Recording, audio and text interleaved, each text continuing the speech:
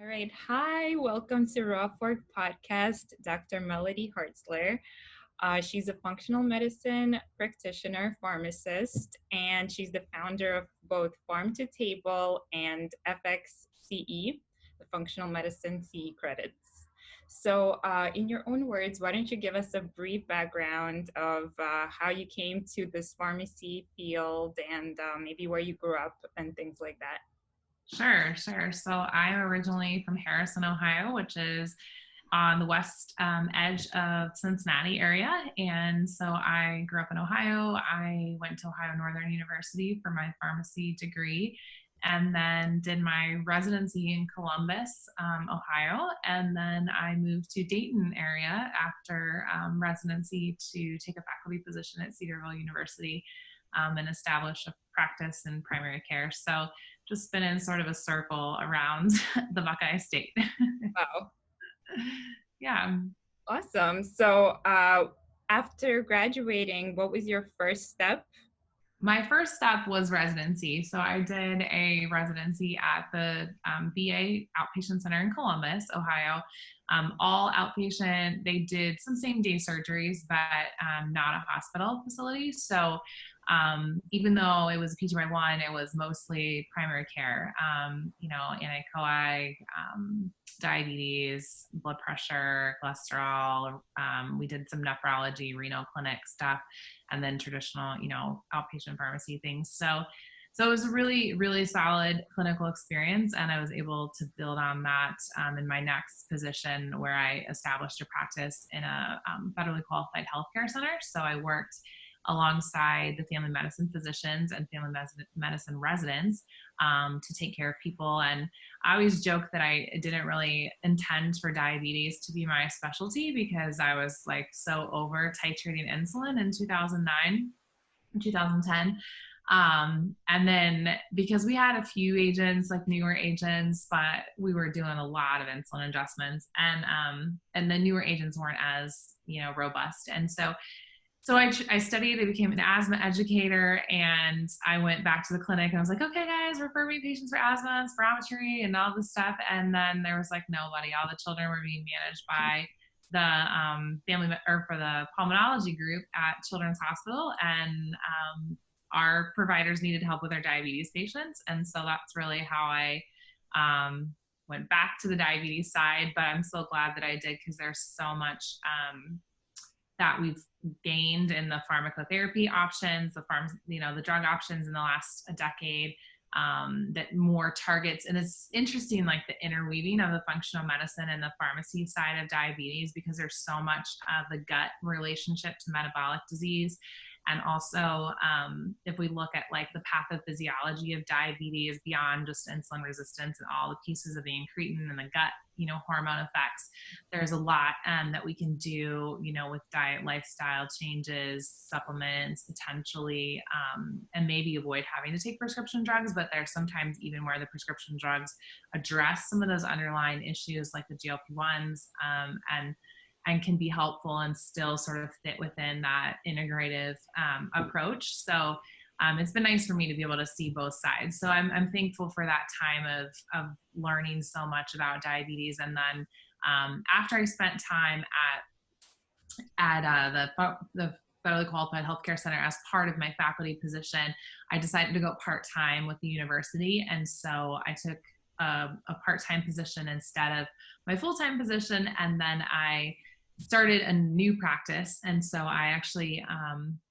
found a physician that was needing help with his diabetes population. I showed him, how I could help him make money as well as, treat his patients well. And so I started as, an employee there part-time as well. So it allowed me to be a little bit more flexible with my time versus, all the faculty requirements of publishing. And I mean, I still do some of those things, but it's things I like to do and not just like things I have to do.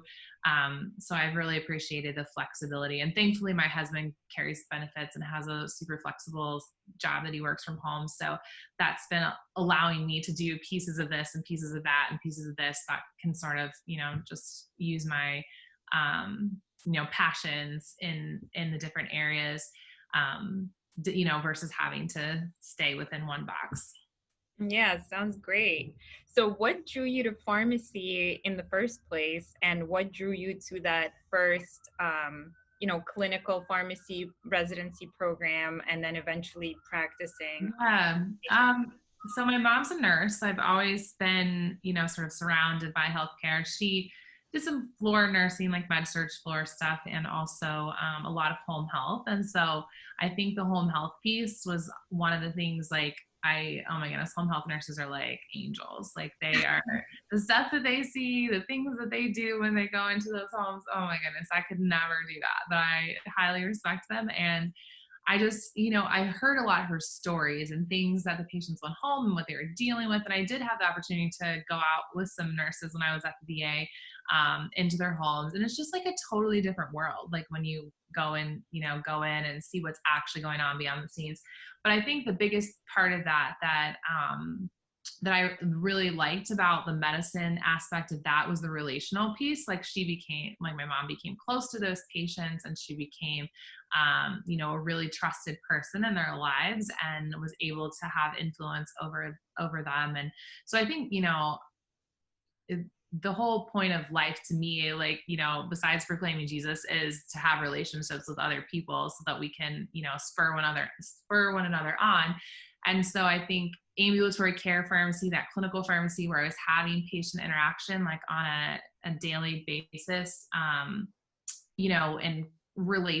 building relationships with those patients has been really important to me. And it happens at the community pharmacy level, of course, and I think it probably depends on, this type of community pharmacy, the location, the volume that they do, and like how much interaction the pharmacist actually gets to have. It also depends on the pharmacist's personality, and do they walk over and, stop what they're doing and go counsel a patient, or do they just, keep over here and have the technicians just ask if the person has questions. There's different personalities. But so I did community for a while in resident as weekend job and trying to pay off student, debt and those kinds of things. And I definitely enjoyed that. I just enjoy the clinical aspect and being I like to be the decision maker, if you haven't noticed with my journey. So now I get to be the decision maker. I have a consult agreement with my physicians, and I just decide what the patient therapy needs. I make my recommendations. We work, obviously the patient is the ultimate decision maker in their care, but it's me and the patient making a decision. I don't have to phone the doctor because they've already given me permission to do those things. So that's really like ultimately why I love, ambulatory care and being able to, influence patients and build those relationships. Yeah, so I know the state laws are a bit different, and New York is definitely on the behind front for provider status. So what you're able to do as a clinical pharmacist, and especially having a collaborative therapy agreement with the physician? Yeah, so ours is pretty open. So this was not the case always. So when I was in that federally qualified healthcare center, we were a little bit more limited, and it made collaborative practice agreements in the outpatient setting a little bit more challenging. So the inpatient setting had different rules. The outpatient used to be just, you had to have one drug on the agreement, one disease state, one patient, the pharmacist signed, the physician signed. Well, if you think about the application of that, the only thing that's really helpful for is like Coumadin. Otherwise, you're going to have like a stack of, for diabetes, there's going to be like 10 potential, documents that need signed because there's so much drug, so many drugs involved, especially if people aren't making those lifestyle modifications. And so it was probably around the time that I transitioned practice in 2016 where that was expanded. So about 4 years out from when Ohio expanded the law. But our lobbying group here with our state association has been phenomenal in, just moving the profession forward in Ohio. So shout out to the Ohio Pharmacists Association for all their great work. But they got those legislative changes. And it was obviously like lots of pharmacists. We had lots of letter writing campaigns to legislators. We had, writing letters with physicians in our practices and having them, testify. I got to testify in the State House. So it took a lot of work. But basically now we're allowed to, enter an agreement with a group of physicians, not just one. And we're also able to make that sort of a protocol for the for the practice. And it doesn't necessarily have to be under the same roof, because the pharmacist could technically be at a different site, but I think it's relationships are really important in collaborative practice agreements and helping them understand what you can do. And so when you're working alongside them, it's a lot easier for them to allow you to do more than what they might if you were just this person on the outside asking to adjust medications, And so I'm liable for my changes. They're liable for their changes. I'm not liable what they do. They're not liable what I do. And so that, helps things a little bit as well. So basically my agreement, I can prescribe anything for diabetes, hypertension, asthma, COPD, IBS. So I do a lot of IBS with the functional component, but sometimes we do use prescription therapies if we need to, not always, but so lots of openness to that. I can add labs, I can add all my functional testing within my practice site. And so, so it's really, I really function like a mid-level practitioner in that practice because of those collaborative agreements. Right now, we can only do that with physicians. We're working on maybe expanding that to nurse practitioners, and we'll see what happens. We actually got emergency approval for working with nurse practitioners during this pandemic time related to chronic disease state management. So that's exciting, and I hope that we can establish that there's value to that and continue that beyond this time. Wow, that sounds awesome. Yeah. So right now you're practicing at the physician's site, or are you doing your separate office? Yeah. So my 2.5 or almost 3-day a week job is at Western Medicine Family Physicians. And so we have a nurse practitioner as well that is going through IFM, the Institute of Functional Medicine's programming is almost finished with that. So she and I work together on a lot of our sort of collaboratively back and forth with a lot of our functional medicine patients, but we're also a full-fledged primary care office. We have specialists that come in and do office hours in our office, rent space. We have a dietitian that comes once a week. We're working on incorporating behavioral health and having psychology and counseling there. So it's definitely a happening place, although lately we're a little low on our numbers. We're doing a lot of telehealth out of the practice right now because of the expansion and being able to bill for that for most of the all the insurance companies.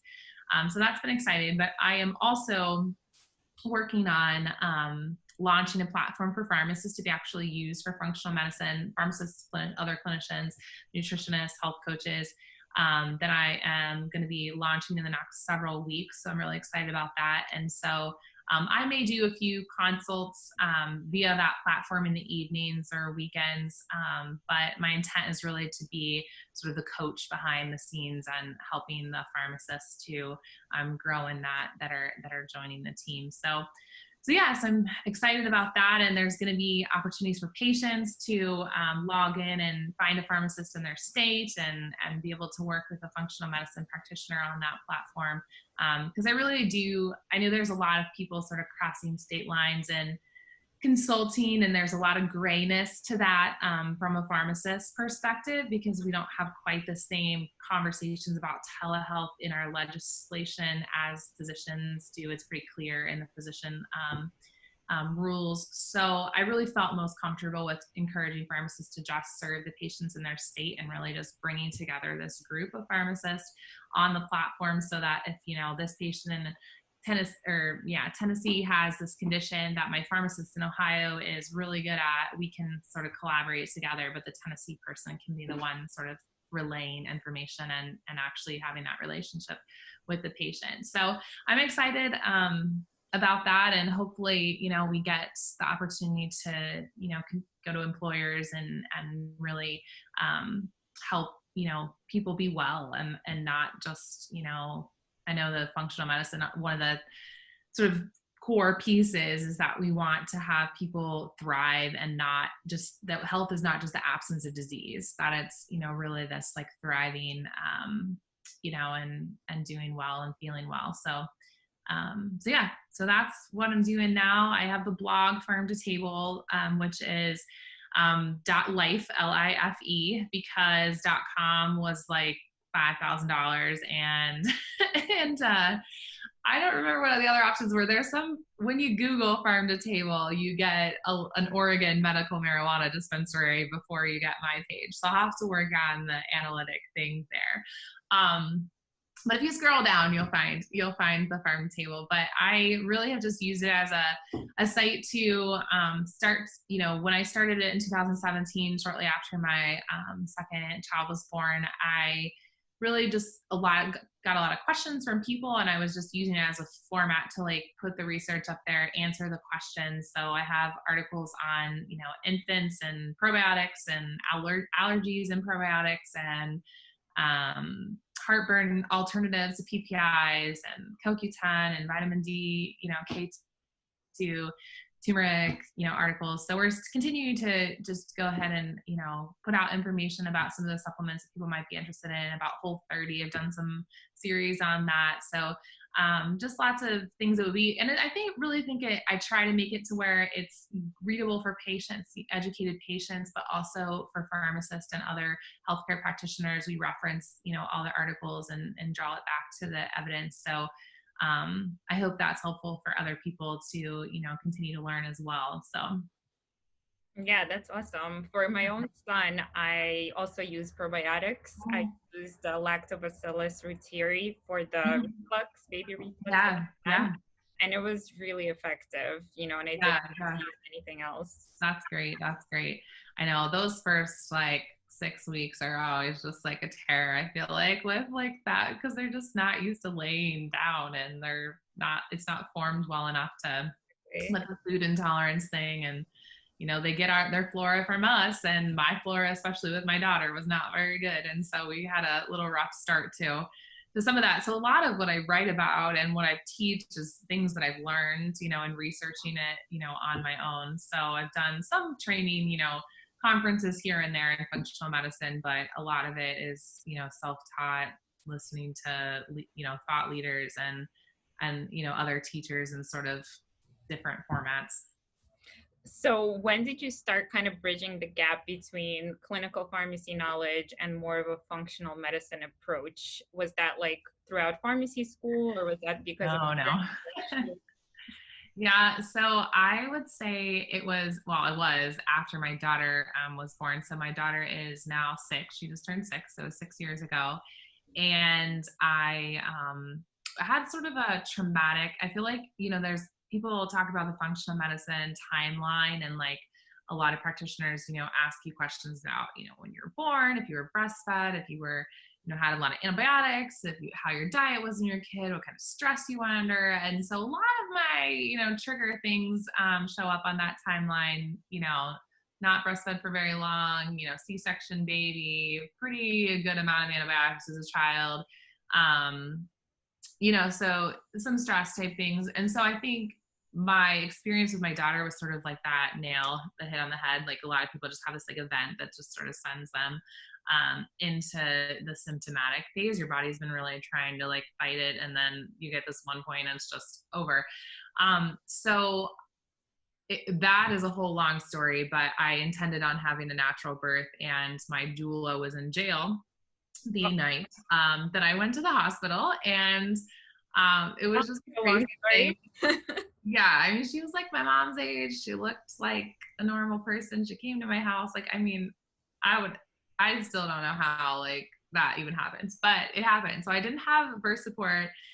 The hospital I went to wasn't as friendly to some of the natural things. And so I think, so long story short, it was a long labor, resulted in tearing, and just, you know, recovery wasn't easy. My daughter ended up being a little bit tongue-tied. I mean, not to the point where the doctors at the hospital noticed, but enough that it affected our nursing relationship and caused her to have a lot of gas, because she was essentially getting a lot of air when she was eating. And so the colicky, you know, crying and just like recovery piece at the same time. It took me a couple weeks to figure out the tongue tie issue. You know, I don't know about you, but like when you're nursing and you're just like scrolling at the same time, like trying to discover what's wrong with your child. Yeah. I feel like every mother in this like time frame has done that. We have one day my husband came in and he's like, "Oh, you mean like this?" And he like lifts up his tongue. I was like, "Oh my goodness, you have it too. It's like genetic." And so then I started researching that more, and I found a dentist. Like literally, this dentist is like 10 minutes or less from my house that does the laser, Uh-huh. procedure. And so, but that was like booked out for like weeks. I mean, people fly to like Dayton, Ohio to like see this guy. And I'm like, really? He's 10 minutes from my house. Couldn't believe it. So, but then there was another guy across town. So it was like waiting list for both. So it was crazy stressful. And then, so we finally got that under control a little bit better, but she had lots of food intolerances. I was taking all kinds of things out of my diet. We're going to the chiropractor with like our whole kitchen of groceries, like testing things. And so finally I found like the 6 things that were really making her, that worse, and took them out of my diet. And she was like a new baby. So I didn't have to use any medications for her, but I had to have a pretty restricted diet. But then I just started having a lot of like bloating and gas and just like lots of GI type symptoms. And I, looking back on it, I probably had SIBO like at that moment, but I didn't discover really that I had it until like almost a year later after her birth. So probably when she was like 10 or 11 months old is when I found an integrative practitioner. I don't know if I'd even call him that, but he was more so integrative than any person I'd ever experienced at the time. And he did a GI effects. He did an organic acids type test. I was just a mess. Like, I mean, I'd go in there and be like bawling, and so I think that there was like anxiety, because it's like anytime there's something wrong with their GI, like, oh my goodness, I have cancer. Like healthcare professionals go to like the, ends of the spectrum, like the worst thing that could ever happen to you. And I had this abdominal pain on my right side that just like never went away. And I do think there was probably some element of ileocecal issue with it as well. Some inflammation there that was causing maybe the cause of the SIBO. I don't even know. But ultimately, I was able to learn over 2-year journey after that, like how to treat it. And I think maybe the microbial treatment actually sort of led to some yeast, overgrowth type symptoms. And so it was sort of a longer journey, but fast forward to 2 years after that, or a year after that, is when, let's see, my daughter would have been 1 then. So 2 years after that, we had our son. But, before that was sort of I ended up going to the Cleveland Clinic as a patient. I was on their wait list.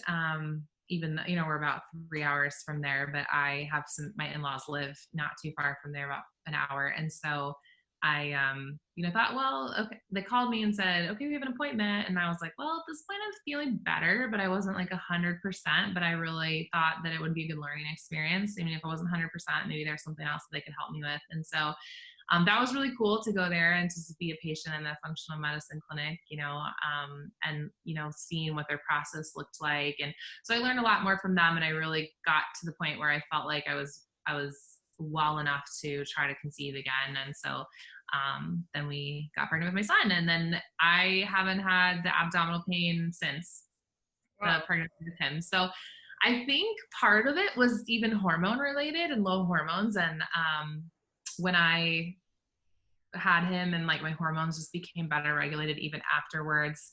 So it was crazy. There's way more to the story with the hormone issue and everything, which I know people don't want to listen to just my N of 1 patient story. But that journey is really why I'm here, and why, I'm talking about functional medicine, because every other provider that I went to was, I went to a traditional GI person thinking, well, maybe a colonoscopy, they could look there and see if there's something going on. They're like, nope, you don't need that. They did like one test and was like, okay. And I like had to fight for Xifaxan even at the time. I wasn't super into all the herbs and stuff that I could understand, but I knew that was potentially a treatment that would help. And I had to write my own PA letter to try to get it covered on the insurance, that they could submit. And so yeah, it was really, I just think about a lot of other patients, that they wouldn't have the background that I had. Like they would have just sort of gotten the door closed and said, you're fine. But, I wasn't fine. I was having abdominal pain every day, and that wasn't normal. That wasn't what, I had in the past, So I really, I feel like, a lot of times in functional medicine, we get patients that have done all of that. They've gone to this doctor and that doctor and this doctor, and no one has really looked at it from like that root cause aspect. And so I feel like my experience has helped me to be able to see, how they're feeling, and how we can sort of, come in and help them. And I think looking back on it, I know I wanted it to be over like right then. I just wanted, okay, someone has to have the magic trick to fixing this. And, there wasn't like a magic, answer to fixing that. It took, 28 years to get me to the point where I was feeling like that. It wasn't going to reverse overnight. And so, it took me a while to like be at peace with that, and that it was like a journey. Cause I think the first doctor I saw, he was much more like knowing that it was a journey. And I was frustrated with his like just sort of slowness in doing things. And so, so it's interesting. Like the people I went to him, I went to a doctor that specializes in allergy treatments that are like acupuncture related, acupressure related. And I really think, there was just a piece of the puzzle that was like fixed in each scenario. So I really appreciate like having a team of integrative practitioners like as well. And I sort of had to go all over the state to find that, but it was a good experience for me. Yeah, I could totally relate to your story. I had so many digestive issues since I was a child. Yeah. Experience was like going to the allopathic medicine route. I felt like I was always over treated and over medicalized and Yeah. put on all these meds, and like I had endoscopies and all these procedures done to me to try to figure out like a very minute thing that I was experiencing. That was some, but I felt like it didn't warrant the harsh, aggressive treatment that I got. Right.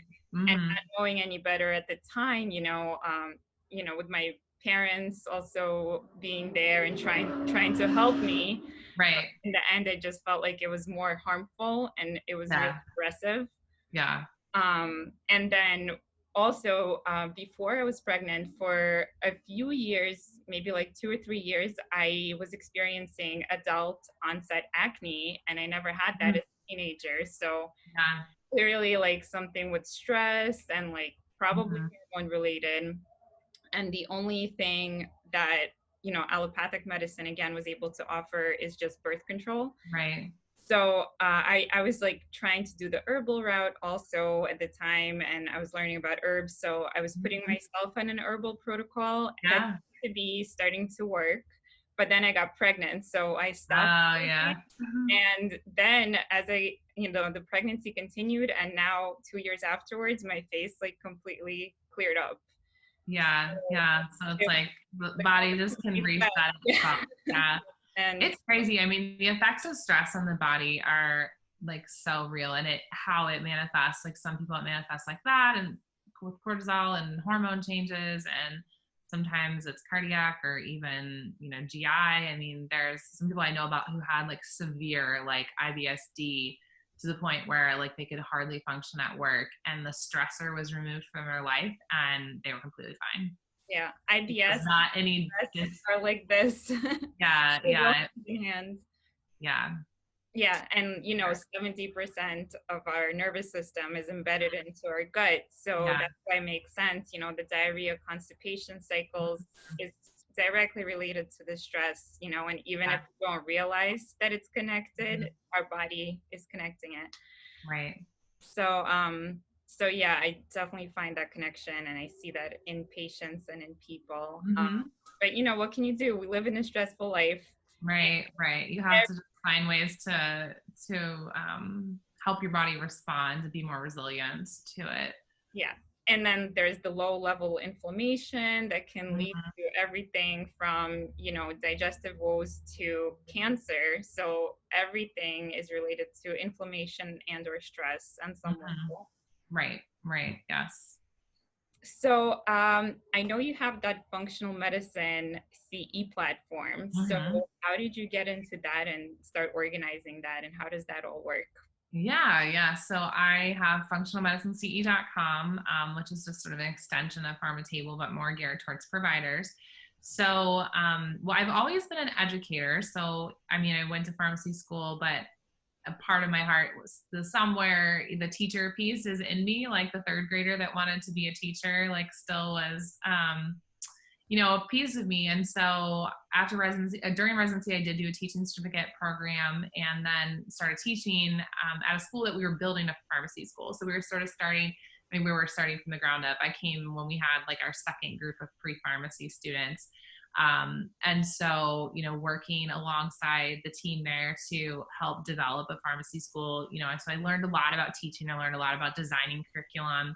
And then I started teaching diabetes content to the students, but also to providers and consulting for, some pharmaceutical companies and teaching other, doctors and nurses and pharmacists how to use. So I began to do some speaking and started speaking at some national organizations and developing CE, for ASHP mid-year meetings and things like that. So I knew that I could develop CE. And then I also got the question on a daily basis maybe not a daily basis, maybe a weekly basis from pharmacists like, hey, I'm looking for functional medicine education. Where can I find that? Or where can I get CE for functional medicine education? And so my answer was always, well, there's a lot of great education out there, but unfortunately there's not a lot that counts towards your continuing education requirements. And so I kept having to say that over and over. And I was like, well, this is silly. Like, I can develop CE. I can work to help organize the speakers too. I'm not always going to be the best person to speak about it, but I can, help coordinate that effort. And then my husband develops he used to develop websites, and now he actually works for WordPress, which is the parent or the Automatic, which is the parent company of WordPress. So he is my web developer. So I didn't have, to go out and pitch this and have someone else develop that. So we sort of were talking about it, and there's a lot of travel restrictions. A lot of women I talk to, not all women, there's there's men that have this issue too, but just like getting away from home to do some of these long functional medicine programs was just challenging. And it's not that they're not valuable. It's not that they shouldn't be done eventually. Like myself, like I have a 6-year-old and a 3-year-old. And for me to go away to multiple week-long or 4 or 5 day conferences during the year isn't very realistic. It's becoming a little bit more realistic as they get a little bit older, but in the last few years it really just wasn't. And so there was a lot of people that were like me that were like, I really want to learn this and want to engage with people that are doing this, but I can't put in the travel time. And sometimes financially, the cost of going to those meetings, besides just the registration fee and the hotel and the, all this. So I was like doing the cool virtual conference thing before it was really like everyone's doing it now. So we really launched in November, and we, had our first conference. We had about 60 some pharmacists that had registered. And so that was really good. We had a first day that was really intro to functional medicine. I did some GI talk. We did, Lara Zachariah had a talk about autoimmune in relationship to the gut. And then we had some other pharmacists talking about hormone in the afternoon. If anyone's interested in a preview of that, you can go over to the website, and if you put in your email address for our contact form, you'll get a download for Lauren Castle's first hour on the Intro to Functional Medicine. And then if you're interested, you can purchase and get CE for that. So it was just really, I worked with CEI, or CE Impact is how they refer to themselves now, as a faculty member for developing things for Cedarville, for some of their programming in the past. So it's been really easy to work with them to accredit this CE as well. So we're really just trying to connect, educate the community, provide opportunities for, learning opportunities that do count for that CE credit that pharmacists need to maintain their licensure, and really develop, continue to expand the network of pharmacists that are interested in functional medicine. Because really now my goal is to reach out to those pharmacists and say, hey, we've got this platform where you can engage your patients and use, for telehealth and also in practice for you. So there's that. And then our conference in February was based on pain and inflammation. So we had some great speakers there, and Tom Gullens was, who's a PhD That is the guy who writes the Point Institute white papers and everything like that. I don't know if you're familiar with that, but they have some awesome resources. And he really compiles like a ton of evidence into like short things. He also writes all these the roadmap series. So they're up there at the top.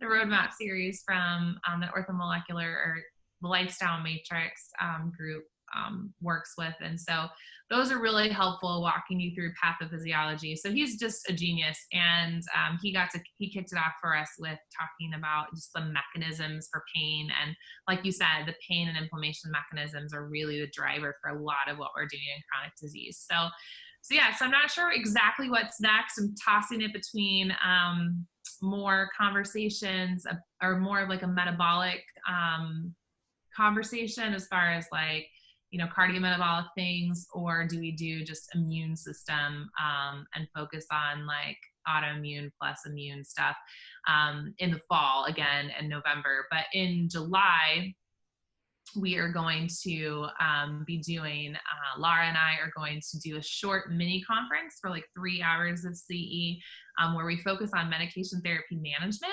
And we're going to sort of walk you through some cases where this is sort of the traditional way that pharmacists would be taught to address the patient's MTM session. And then here's how we apply it with like a functional lens.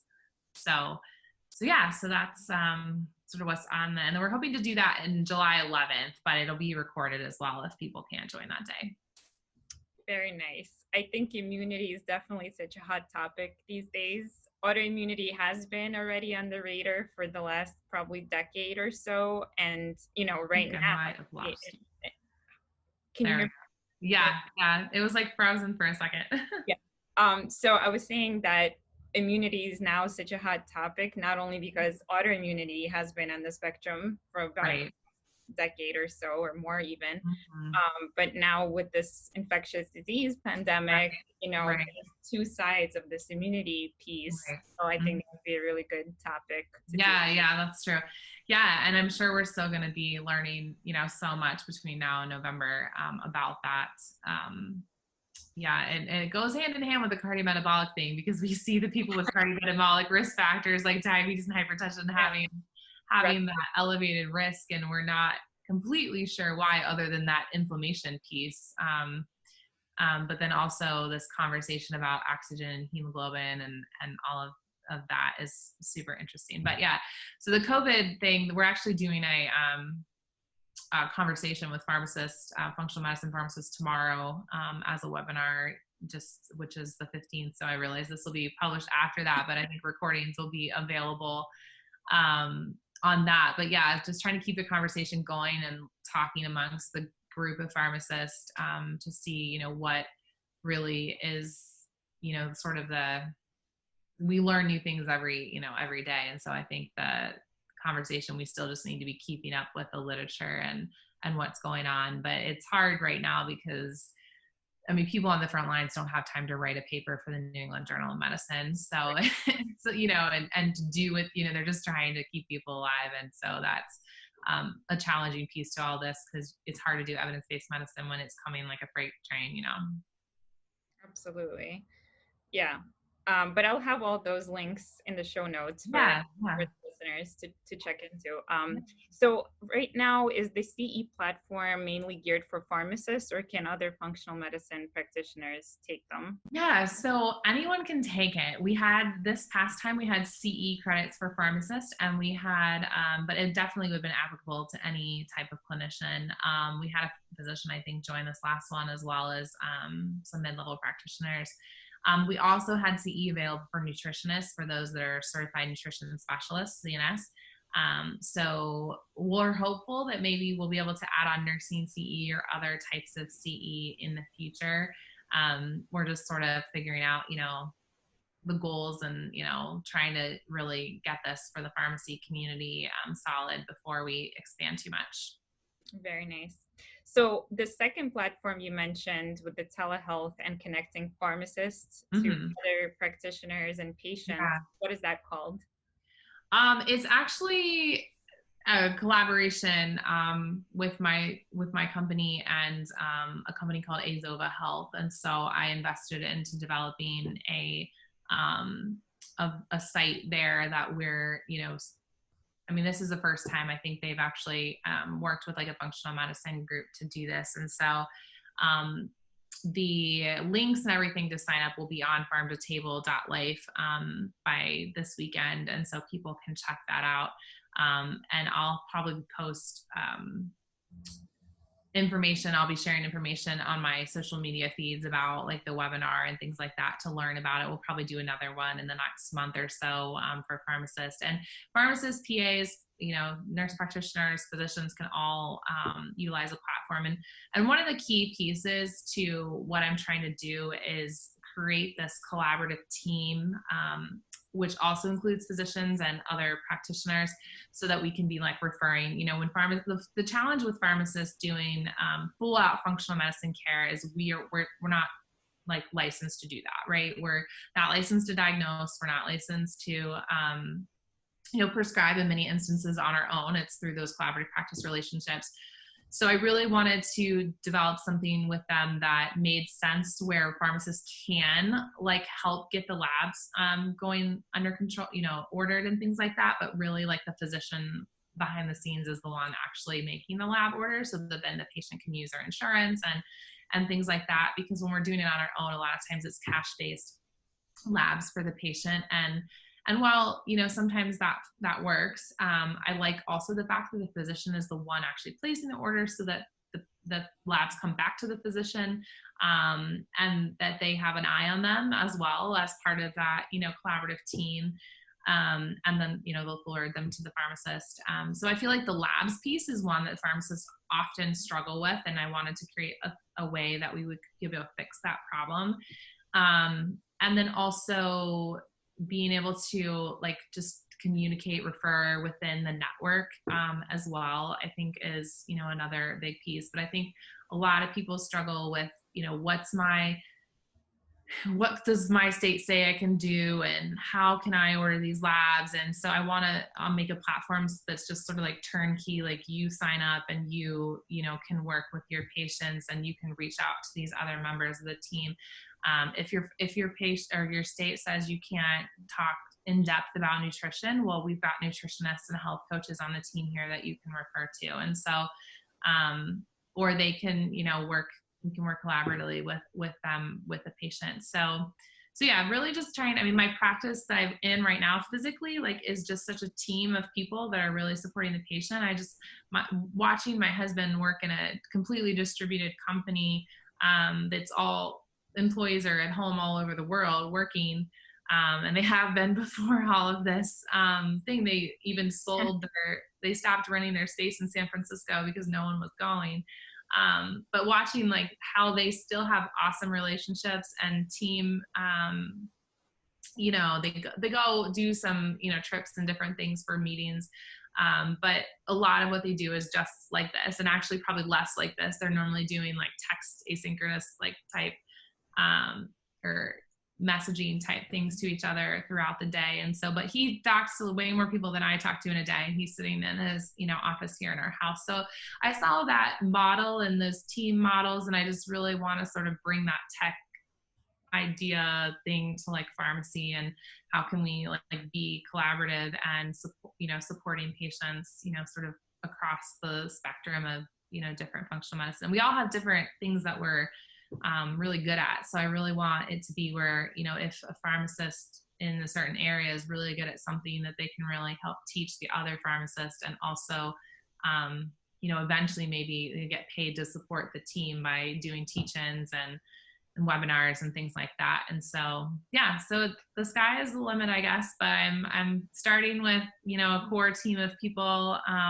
And then also people can just use the platform in their own practice. If they already have an established practice, they can sign up and start doing and the nice thing is there's no monthly fee. So that's another barrier for pharmacists and clinicians is, if they're going to get started and they're trying to do this part-time and not, invest a lot of money into it, they might not want to pay for HIPAA compliant Zoom that's, $200 and some a month, or they might not want to pay for, another platform that they store their patient data in, so the monthly costs can get up there. And if you're only trying to do, 1 or 2 visits a week to sort of, work on this as a side thing, it makes more sense to do it on a platform where you pay as you go. So in our model, there's a fee that gets taken out from a administrative technology fee off the top, and then you get the rest to the pharmacist. But then you're sort of paying as you grow your business instead of having to develop all of that up front. Yeah, I love that. So essentially, you took something that works well, in your personal world as part of this Yeah. collaborative practice, and you're expanding it on a, multi-state level and Yeah. from a remote perspective. So it's really cool. Yeah, and I wanted it to be able to grow, and that's why I invested with Azova, because I wanted it to be able to grow quicker than what I could do by sort of piecing together some of these other platforms that didn't have that network or marketplace of providers. Yeah. I also love that you circled back to payment. And I remember you said in the beginning that you were able to provide value to the office by offering the functional medicine perspective. So are you finding that third-party payers are paying for this? And is that going to be part of the payment plan for the new platform, or is it mostly going to be still cash-based? So in the office, because I am an extension of the physician, I can bill incident to the physician. So in that practice, I am able to, we're able to be reimbursed as a practice. It's not my MPI never being reimbursed, it's the physician's MPI never being reimbursed. And so that our nurse practitioner also sees patients for functional medicine. She is currently taking insurance. It's hard in the insurance model to really do functional medicine well, because I was listening to a podcast today with Kara Fitzgerald and talking to another business person that is a physician in Indiana that went to an all cash model. And they're spending an hour, 2 hours sometimes with their initial appointments. I think Kara's it's 2 hours. Dr. Fitzgerald's is like 2 hours first appointment, 2 hours second appointment, and 2 hours with the nutrition team. And so that's a lot of time. And in the insurance model, that doesn't work because you don't get reimbursed enough for that time.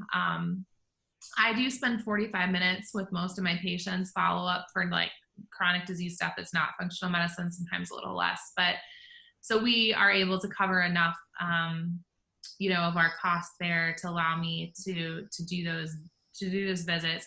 From the PharmToTable platform standpoint, we will be doing cash, although the platform does allow for an insurance option. So if a physician or nurse practitioner or PA that can bill insurance, or even a registered dietitian that is able to submit and be a provider credentialed with insurance companies, they could accept a patient's insurance on that platform. The platform itself doesn't do the billing, but you can collect the insurance information and do that billing if that's something that the practice is interested in. But for right now, pharmacist would be a cash-based option.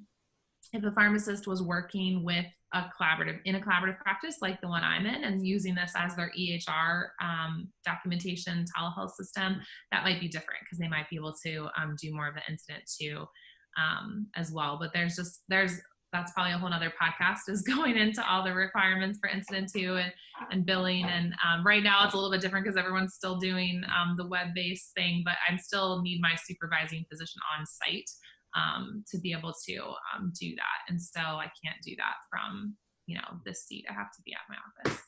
Got it. Okay. Well, it sounds super exciting, and I can't hear more about it. Super interesting. Yeah. So we're almost at the end of the interview now. Do you have just a couple more minutes for some rapid fire questions? Sure. All right. So what's your advice for pharmacists or pharmacy students that might be interested in like a more integrative and functional medicine approach? Yeah. So I think the first thing that I think most pharmacists can incorporate is listening to podcasts, because they're probably listening here if they're listening to this, but there's some great podcasts out there. I started listening to podcasts, I think, more in the paleo, blogger, lifestyle, cook type podcast. But then, moved into when I became familiar with what functional medicine is, listening to Chris Gresser and listening to Kara Fitzgerald's podcast and, Mark Hyman and people like that really are promoting, the integrative health mindset. And so I think, I mean, Kara Fitzgerald, I mean, I absolutely love, that's my number one podcast, but she interviews some of the, I mean, that's her whole, like when she starts all the podcasts, it's, we're interviewing the bright minds in functional medicine. And literally like, that's what she is doing, because I mean, these are researchers, clinicians, like just on like sort of the cutting edge of, and I love that. So I love learning from that on my way to work. And on the way home, I'm able to listen to that. So definitely encourage that. Because I think, you can listen while you're working out, you can listen while you're driving, it's a lot of times people send me these like videos to watch. I'm like, okay, I do not have time to watch a video. If I am sitting down at my computer, like I need to be doing work. Like I can't watch a webinar. I can listen to a webinar in some of those other, concepts, but with kids and managing a business and working and teaching, like sitting down to watch a webinar is not normally going to happen. Unless it's over my lunch break or something. But so I think those are really helpful. But I think networking is one of the biggest areas. And that's like, we learn from each other. Like a lot of what I've been taught and what I do, like I've learned from the other clinicians that I've networked with, pharmacists, physicians, my nurse practitioner, and all those people have sort of molded, sort of my practice. So I think that's really important. And so finding, there's a functional medicine group on Facebook, the Functional Medicine Pharmacists Alliance, and just Functional Medicine Pharmacists is the group.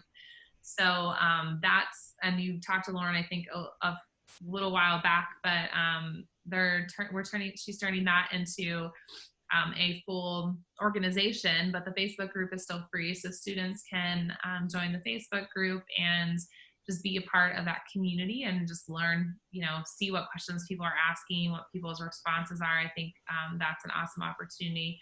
If you're going to be on Facebook anyways, you might as well be learning something while you're doing it. And then, I think conferences are important, whether that's virtual, if that makes more sense. We do have student non-pharmacist pricing.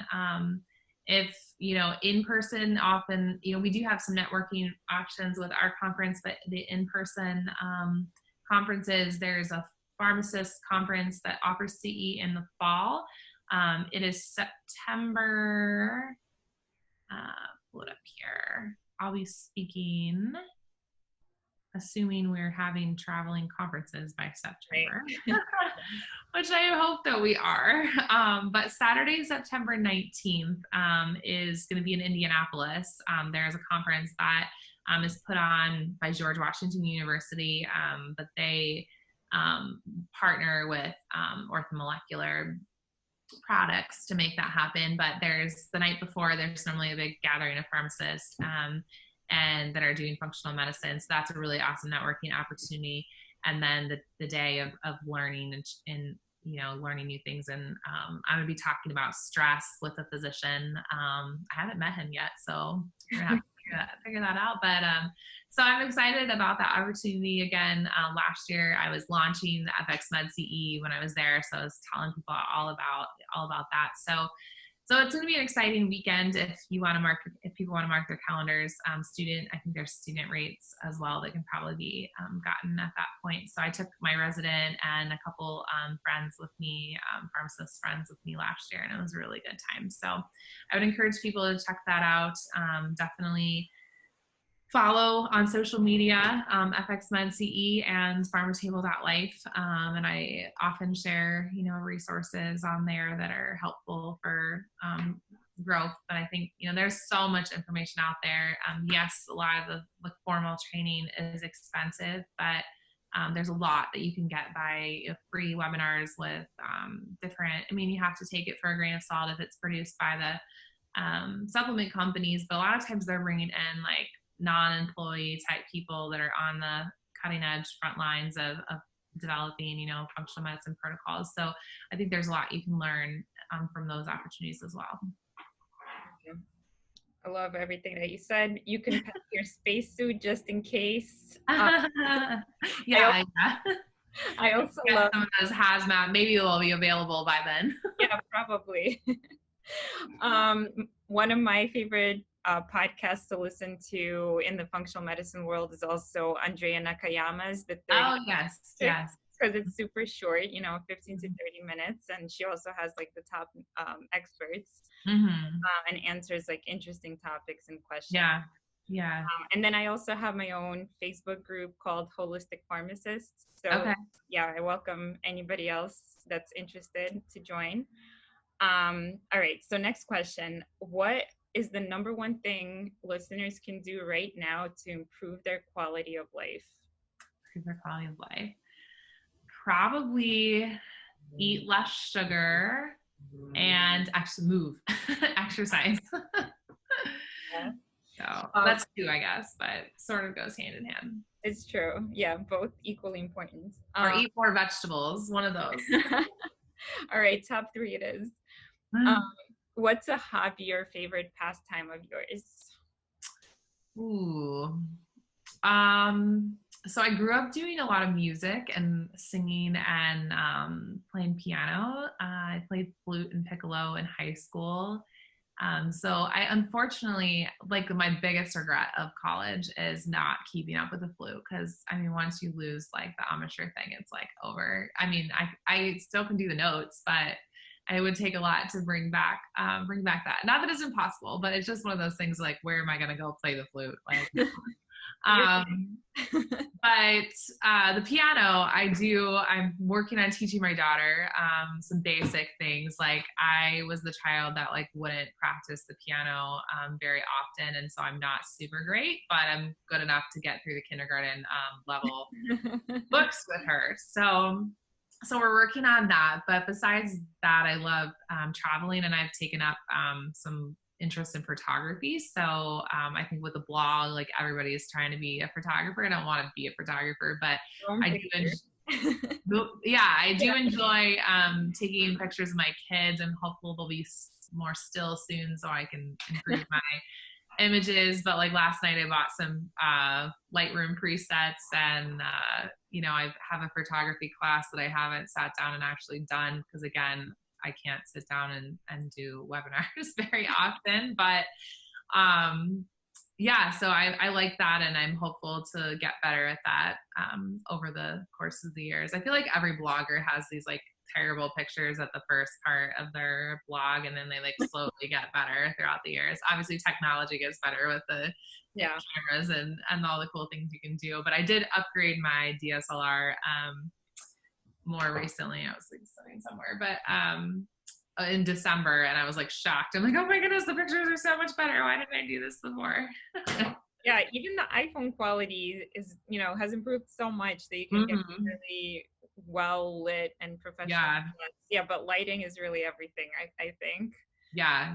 Everyone's posting like these pictures of their senior pictures, and I'm like, or asking for things in college, and I'm like, I don't have any digital images of that, so I'm gonna have to. I'll go to my yearbook and take a snapshot of my yearbook. I could maybe look for that. I don't even know where those things are. We've moved recently. I think I knew where they were in my old house, but yeah, I think they're at my parents' house, so I'm not gonna come up anytime soon.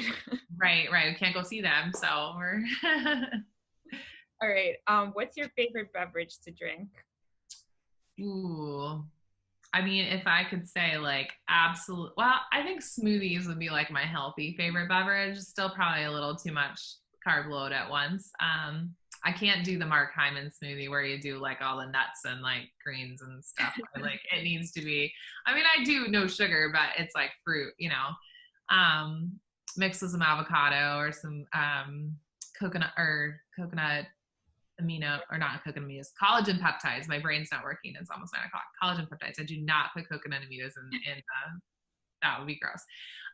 So yeah, probably a smoothie, but I think if I was like my childhood self would tell you like a chocolate milkshake or something like that. Sounds good. All right. Lastly, please tell the listeners how they can learn more about your work and get in touch with you. Yeah, so you can find me on Facebook at PharmToTable.Life. Actually, it might be PharmToTable.Melodyhartzler, but you'll find it by searching that. And then at PharmToTable.Life on Instagram.